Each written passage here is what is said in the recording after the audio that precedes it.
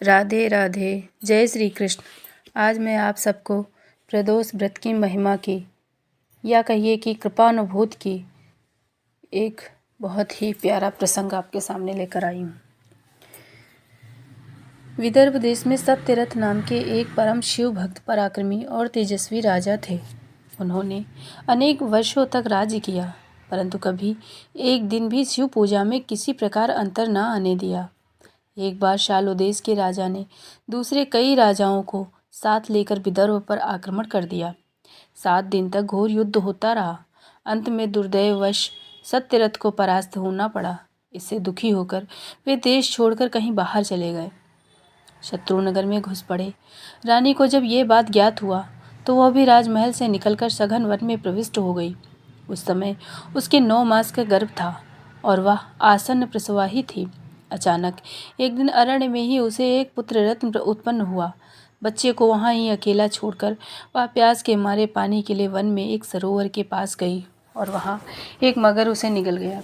उसी समय उमा नाम की एक ब्राह्मणी विधवा अपने शुचिव्रत नामक एक वर्ष के बालक को गोद में लेकर उसी रास्ते से होकर निकली।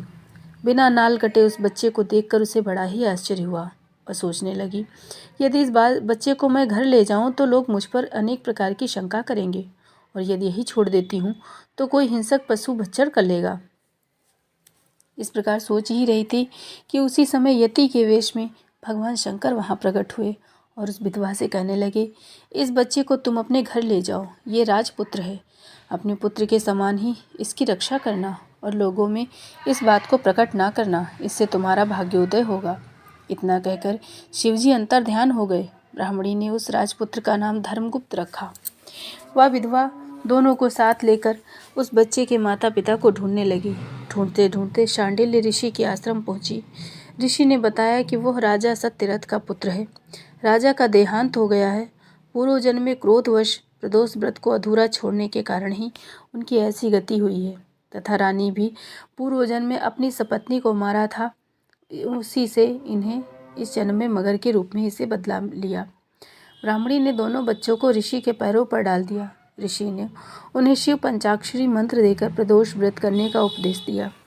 इसके बाद उन्होंने ऋषि का आश्रम छोड़कर एक चक्रा नगरी में निवास किया और वहाँ वे 4 महीने तक शिवाराधन करते रहे। दैवात एक दिन शुचिव्रत नदी के तट पर खेलते समय एक अशर्फियों से भरा स्वर्ण कलश मिला। उसे साथ लेकर वह घर आया। माता को ये देखकर अत्यंत आनंद हुआ और इससे उसने प्रदोष की महिमा देखी। इसके बाद एक दिन वे दोनों लड़के वन विहार के लिए एक साथ निकले। वहाँ अंशुमती नाम की एक गंधर्व कन्या क्रीड़ा करती हुई उन्हें दिख पड़ी।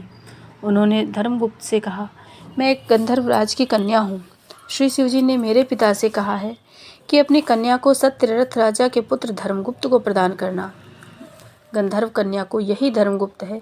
ऐसी जानकारी होने पर उसने विवाह का प्रस्ताव रखा। धर्मगुप्त ने वापस आकर अपनी माता से यह बात कही।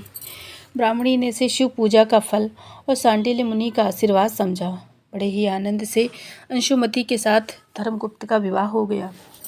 गंधर्वराज ने बहुत सा धन और अनेकों दास दासी उन्हें प्रदान किए। इसके पश्चात धर्मगुप्त ने अपने पिता के शत्रुओं पर आक्रमण कर विदर्भ राज्य को प्राप्त किया। वह सदा प्रदोष व्रत में शिवाराधन करते हुए उस ब्राह्मणी और उसके पुत्र शुचिव्रत के साथ जीवन पर्यंत सुख से राज्य करता रहा और अंत में शिवलोक को प्राप्त हुआ। कहानी पसंद आई हो तो लाइक, शेयर और कमेंट में ज़रूर बताइएगा। राधे राधे।